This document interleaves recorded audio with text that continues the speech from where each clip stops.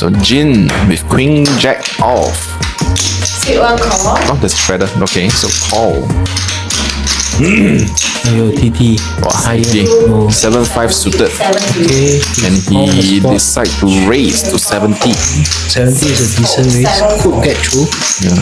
Could get through.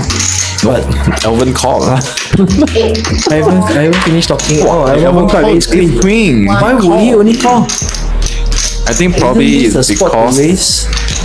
because he is out of position. Maybe lah. I think so. Yeah. Okay. Wow. All cards. All red cards. Card festival.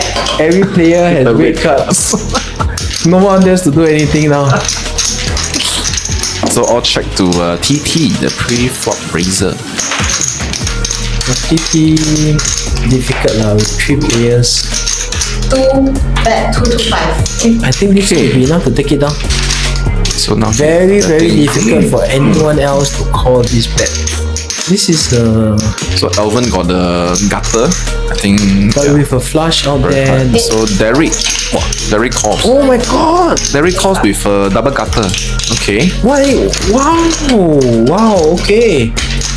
Will Jin put his check pair? No, he's see? folded. Yeah. Oh, Oh. My check. you see TT really hired. He made a very good bet there, I feel. So Derek check. Will TT fire another bullet? What is Derek to fight him? Hard to fire seriously. After you call Yeah, he came back. call his you call his Flop back. not bad you Oh. have basically okay now Derek also cannot do anything much. So Derek check. This is your chance to bluff TT. If you can bring yourself to do it, very difficult for Derek to call. I think. Yeah. Single card flush, there's no way a 9-10 with the lower straight. You dare to pull the trigger? Let's see. Oh, nice! Bet about Wow, beautiful. 350. Enough. I think that is a very good bet. You don't need to shove this. Especially if you want the thinking player to imagine you want to be caught. It's like a crying call bet. Yeah, and good players will not make crying calls. They always convince themselves to make it fold. Very difficult. Look at his face. You see, people make this face and they don't fold. I'm very troubled. You face really like that, you still don't fold. Why then? What the fuck? You really have to look at this face. Obviously, there's fold written all over his face. Double check. Okay. 2 red cards. Wow, that okay. Honestly, if he can make this call, Wow, picking up then chips. he Oh, has oh. a tail. Uh-oh. Must be a tail. There's no way he can make. Picking up chips is always not a good sign. Oh! Okay. No. Seriously, I feel like that was a very loose call. Okay. Anyway, we will this hand right. We will go behind the players' minds again Oh, to see their okay, thought yeah. process. Yeah. Yeah. Okay. I want to hear what TT. Okay, this one must hear what they are. I'm looking down at 5-7 of hearts and I open up to 70.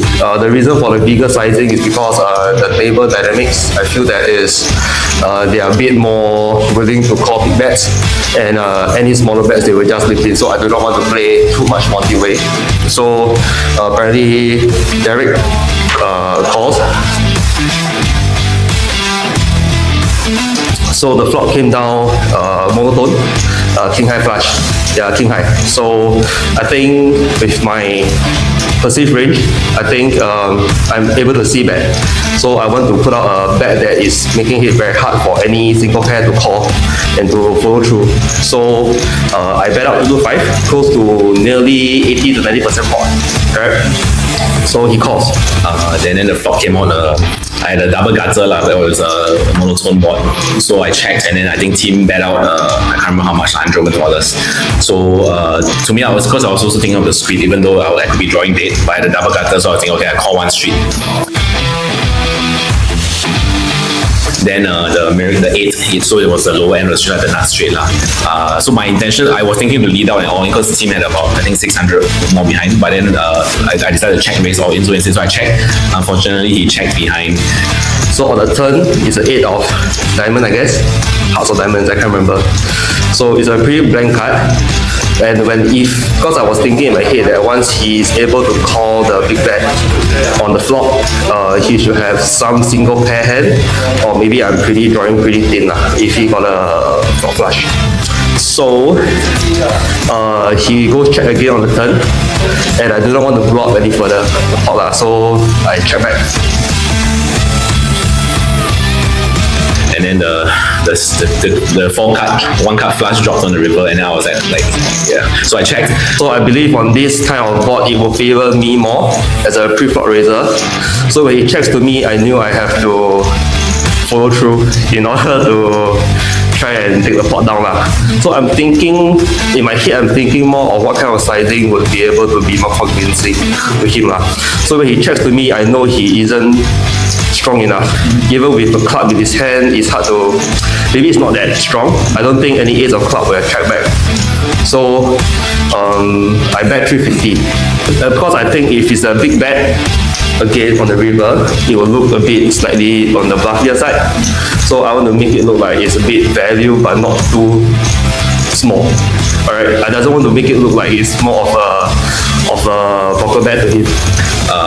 I tanked. I really put him on the flush, but then there was a squeeze, and then I thought he has the tendency to bluff, so I just side called, and then luckily it was good. So when he started tanking and he's asking how many squid there's left, I knew he's going to call, but at least I think I had to give it a shot on the river, you know. So in the end, I think he made a very good call. So I think because he also knows that I'm someone that is able to bet and try to take the board down. So props to him. Yeah.